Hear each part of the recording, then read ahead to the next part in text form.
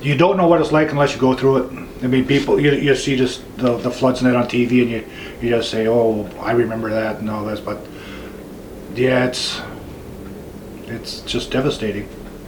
I mean, your belongings, your past, the wedding pictures and kids stuff, I mean, it's all gone. I was at work, and we had a lot of stuff to do because it was, the downpour, so we had to get all the sewers and everything open at work, and finally they said we could go home if we wanted. And that was after 11 o'clock before I got to go home. So I tried to drive down here, but the bridge on Business Drive in Camelot was out. The bridge on 12th Street in Camelot was out, so I had to park out by the old Johnny's building and walk from there. And I went east because my wife worked at KinderCare, so I had to make sure they were all okay up there too. So I walked east, and then I was walking almost waist high water. So I got up to KinderCare and saw she was all right, and then she told me that the car was floating in the parking lot. So it moved from one spot to another. So I had to make arrangements to get that all dried out. So what was nice was they brought 2 busloads of prisoners from Oshkosh, and those guys were nice as pie. I mean, there was this one big guy. I mean, my wife and I were trying to get the washer or dryer up from downstairs, and he said, "Excuse me, ma'am." He set her aside, and he picked up the dryer and carried it up the steps. I mean, this guy was huge, but they were really nice. It was something you don't forget, but you want to forget.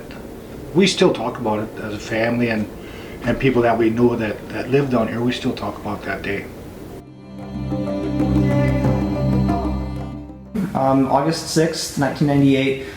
You woke up. What did you first see? Rain, a lot of rain coming down, and wishing it would quit because the ground was wet already, and we knew we were in for trouble when the streets started ponding. It didn't take long, and all the intersections were flooded. I tried to make it to the office. I had to get my neighbor with his 4-wheel drive pickup truck to get me to the office. The phones were ringing off the hook. Basements were starting to back up with water. And the water was just going everywhere. People had water in their basements right up to the level of the first floor. The walls of some of the basements caved in. Some of the homes were washed off, and I do have pictures of that also, right off their foundations.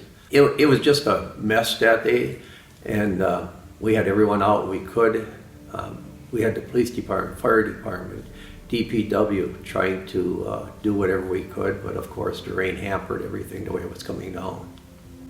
I believe there were 804 homes that day in the city of Sheboygan, either damaged heavily or damaged of some degree.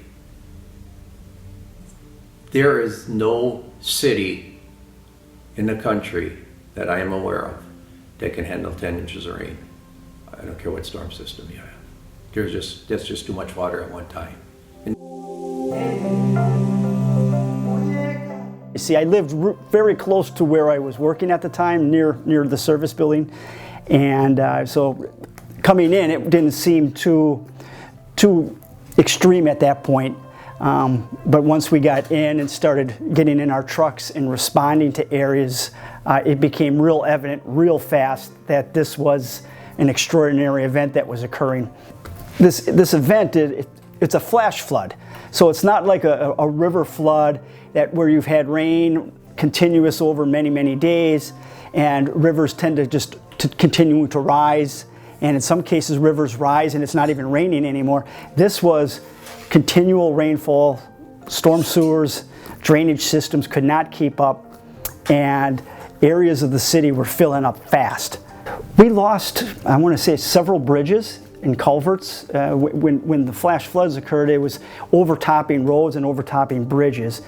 The most damage that really occurred was really after the fact and really unseen was the amount of flooding that occurred in people's homes, in basements and first floors. And it really didn't become evident till a couple of days after when people started doing the clean out. The cleanup from the flood is still the highest amount of tonnage that we've ever had to clean up in part of our garbage and sanitation. to date yet. We even though the city's expanded and we've had other events, 1998, that flood, we had more tonnage of debris disposed that year than any other year. But all I said, I will never ask Mother Nature if we need some more rain. I won't say that because I said it that day. We could use a little rain. Never again.